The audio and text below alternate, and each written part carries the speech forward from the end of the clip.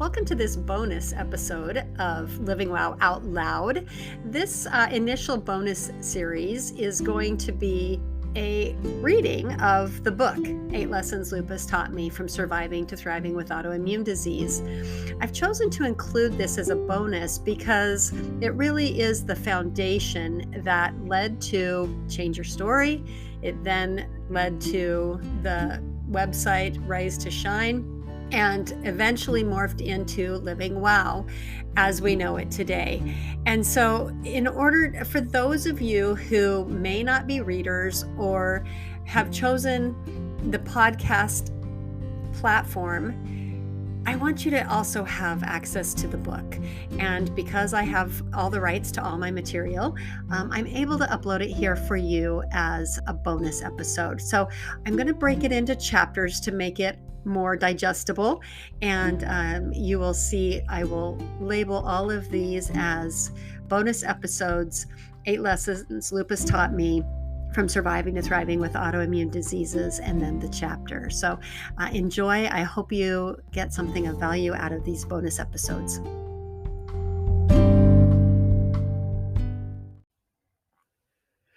Lesson 1.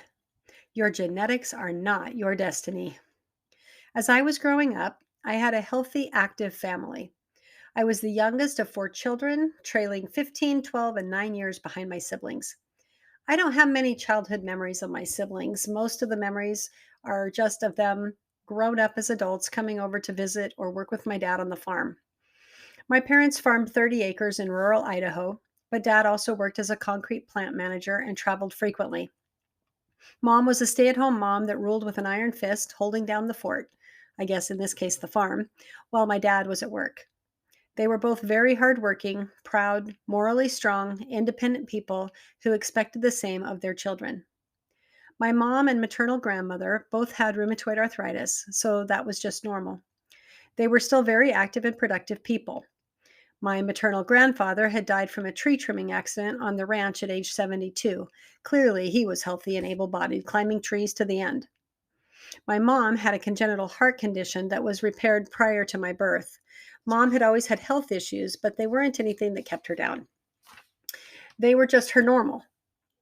I don't remember my dad ever missing a day of work or even having a cold.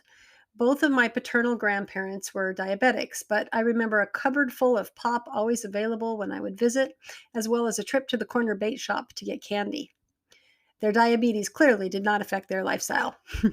My paternal grandfather also died at age 72, but after multiple heart attacks and over many years. As I got older, I chose to go to college for my Master's of Science degree in speech language pathology. I studied developmental milestones, anatomy and physiology, the disease processes for the speech sound systems, the oral motor system, and the brain.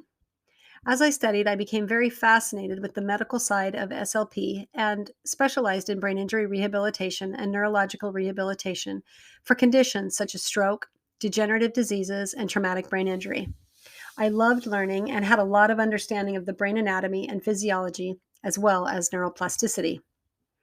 In my professional climbing up the medical corporate ladder, there were great recognition and accolades for being very busy, productive, working long hours, taking work home, volunteering for leadership and projects.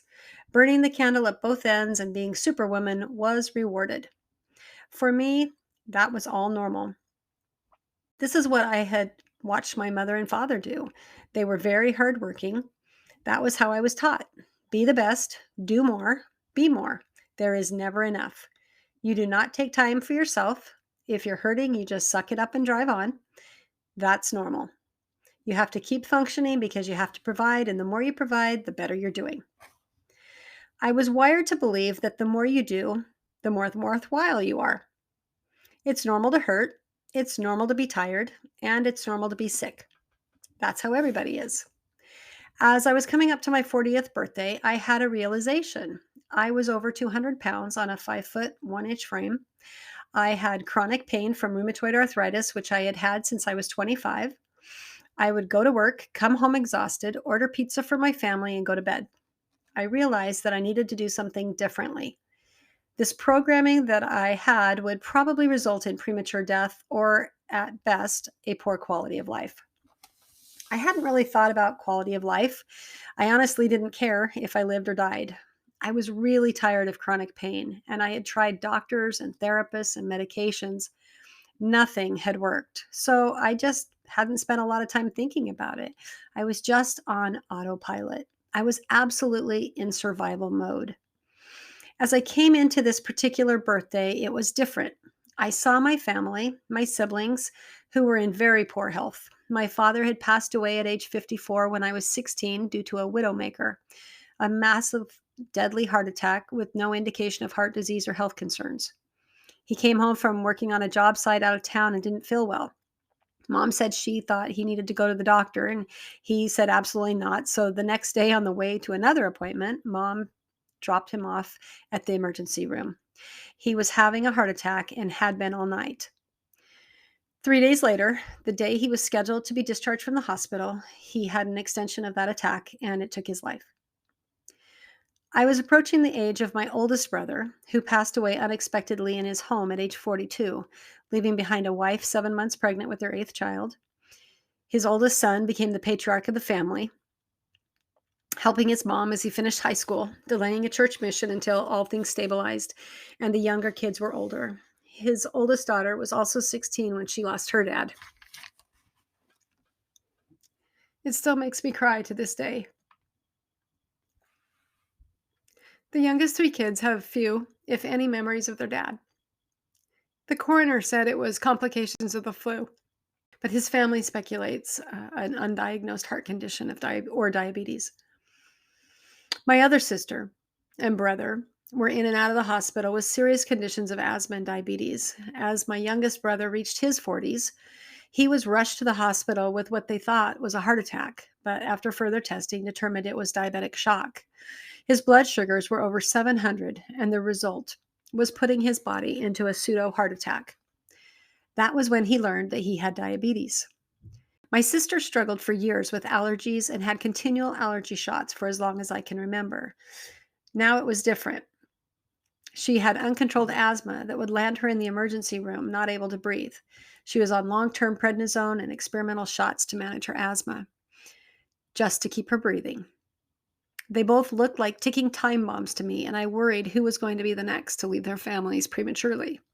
Clearly, looking at health as a reason to slow down or take care of myself was not in my DNA. I thought I took care of myself. I don't smoke, I don't drink, and I don't do drugs. I'm a great cook and I enjoy cooking for my family. However, my idea of health and what was normal at that time, I now know enough to have completely different perspective on. I came into that birthday and thought, I need to make some changes. I still remember my brother saying, fat, white, and 40. That's why he had diabetes. I resembled that statement. It was at that time, as I came into that fateful birthday, that I was introduced to Juice Plus, a whole food, plant-based supplement full of antioxidants and phytonutrients, which I wasn't getting. When I started getting this variety of 30 different fruits, vegetables, and berries in my bloodstream, my health changed and my eyes were opened. What I thought was normal, what I thought I needed to survive, and if I didn't survive, it was okay, were all inaccurate. I had a 3-year-old, a 13-year-old, and a 17-year-old. I had to survive so that I could provide for them. That was my wiring. You survive, you get by. 3 years later, when I was 43, I was diagnosed with two more autoimmune diseases. I was diagnosed with systemic lupus erythematosus and oral lichen planus. What was crazy at that time was that I had lost 70 pounds. I had more energy than I'd ever had in my adult life, and my chronic pain was gone. All because I was flooding my body with these antioxidants, and it was hauling away the oxidative stress and free radical damage that had been stockpiling in my joints and attacking my skin and my organs. I was clearing this inflammation out. I felt so much better that I could not believe the lupus diagnosis. When I looked and researched a bit more, I realized that when I was diagnosed with rheumatoid arthritis in my 20s, I didn't really believe that either. I thought I was too young. I realized it was in my family history, so of course it's normal. And of course, I'm going to have arthritis. It's in my genetics. But now we know so much more. We are beginning to understand epigenetics and the interaction of our genetics and lifestyle. Nearly 20 years later, as I am diagnosed with these two autoimmune diseases, I looked back and realized that I had lupus for a long time. My first flare was in 1998, so I had this disease for a very long time without a diagnosis. I looked at my life and I could see the cycles and the flares. I realized that this was different. This does not run in my family. This is autoimmune. And I was told that they come in packs. I had changed my diet and my diet was healing my body, but I still had some serious work to do to understand these autoimmune diseases. I had learned enough about my body that I no longer believed that I was destined to my family's health history. I had turned back the clock. I felt better than I had felt in my entire adult life, and yet I was diagnosed with a debilitating autoimmune disease. There were times when I couldn't get out of bed, when getting to the bathroom felt like it was a trek bigger than I could handle, and when my whole body ached from head to toe. But those times were becoming less and less, and for the first time in my life, I had a belief that I could beat this. That was really when I went on a mission to cure lupus. I had many medical experts, even those who practice alternative medicine and nutritional healing, who gave me a bleak prognosis. They said I really wasn't going to be able to cure lupus. You're going to have to live with it. You're not going to be able to manage it. The best you can do is try to keep your symptoms under control with medications, they'd say. The medications they wanted me to take, the steroids, the chemo medications, and the super antibiotics, I just said no thank you because I really believed that I was onto something. Nutrition and lifestyle played a much bigger role than I had ever given it credit for. What I realized was that I thought I had a handle on my nutrition, and I did, but clearly it wasn't enough because I was still having flares. So I took a look at my lifestyle. I took a look at the programming. I took a look at why is it that I don't listen to my body? Why is it that I need to work harder than I'm physically able? Why do I do more than I'm physically able? I realized it was my programming. That is where I got my value. That is where I got my self worth from. It's by being the best at what I do. It's by volunteering for things that need to be done. It's by seeing more patients, taking on more caseload, or taking on more management and administrative responsibilities. That's how I got my value. I would not slow down. I would not listen to my body. And so it would shut down. It would attack itself. I realized that the first lesson lupus taught me is that my genetics are not my destiny. My beliefs and programming run strong through my family patterns. I can change that programming by the choices I make.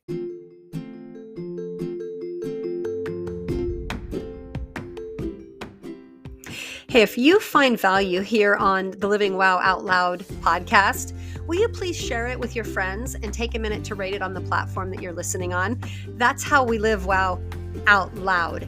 You know that more people need hope and they need the messages shared. And that's how we get recognized among all the noise. This is where you find your voice. Will you please share and subscribe and rate so that we can grow?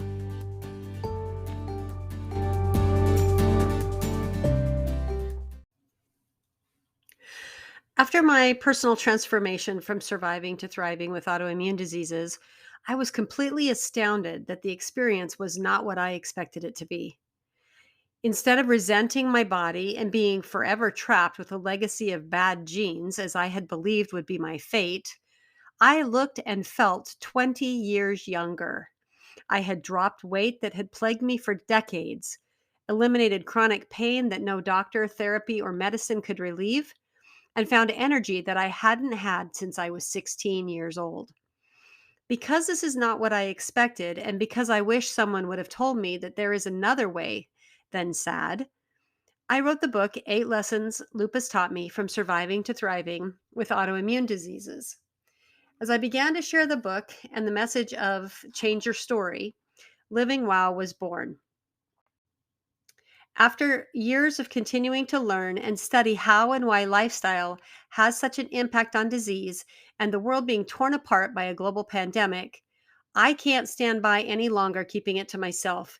You have to understand that the power is in your hands. The power is in your body. The power is in your lifestyle. The Living Wow Center is a holistic wellness practice that utilizes the framework of the Living Wow lifestyle to identify system failures or maintenance needs.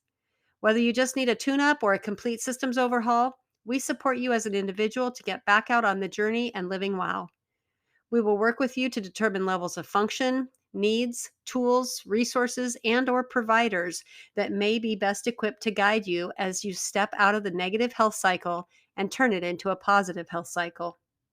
The Living Wow Center offers a revolutionary, comprehensive approach to healing, coaching, and support that is necessary in our complex, sad world.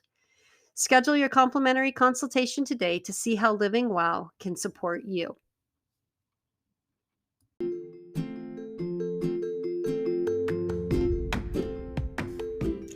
Wow, you just finished another episode of Living Wow Out Loud. I hope you leave today empowered to live your best life and thrive. If you're ready to jump in and learn a little bit more about Living Wow, come check out the Living Wow Center. That's LIVINGWOWCENTER.com. And maybe consider joining our next Living Wow Challenge. We run the 1st to the 10th of every single month. See you soon.